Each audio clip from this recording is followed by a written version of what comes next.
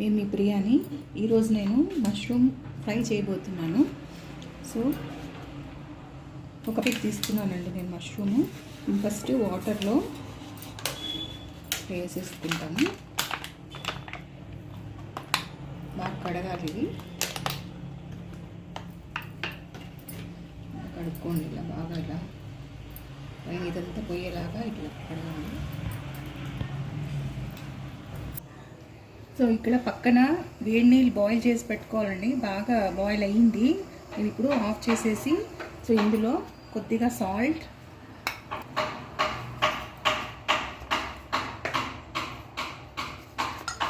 కొద్దిగా పసుపు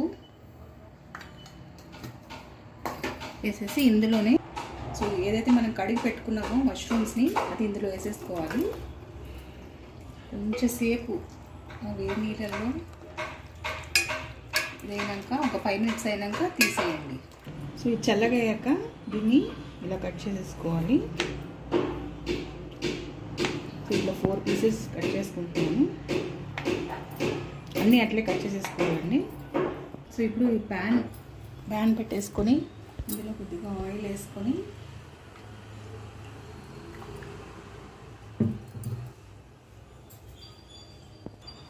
దీంట్లో నేను 2 ఉల్లిపాయలండి సన్నగా కోసి పెట్టుకోవాలి.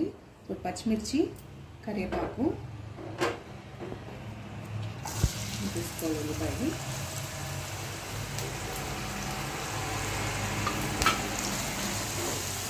బ్రౌన్ కలర్ వచ్చేంత వరకు వేయించుకోండి. ఇందులోనే కొద్దిగా సాల్ట్,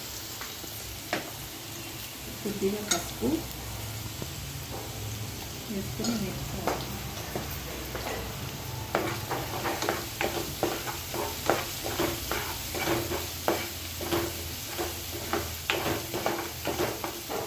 ఒక స్పూన్ అల్లం తెల్లగడ్డ పేస్ట్ వేసుకోవాలి.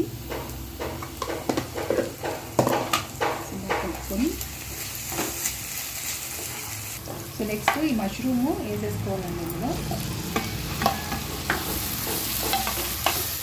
సో ఇప్పుడు ఇందులో ఈ పచ్చిమిర్చి, కరివేపాకు వేసేసుకొని కొద్దిసేపు మూసి పెట్టేసుకోవాలి. ఇంకా కొంచెం ఉడకాలి. చూస్తామండి.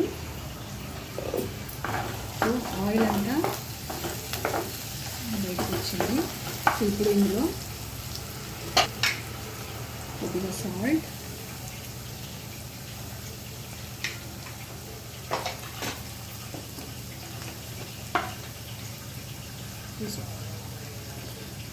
కారం వేసుకోండి. కొంచెం కారంగా ఉంటేనే బాగుంటుంది. కొద్దిగా జీలకర్ర పౌడర్,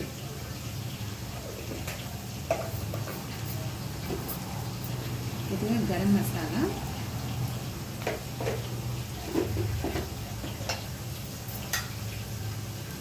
పసుపు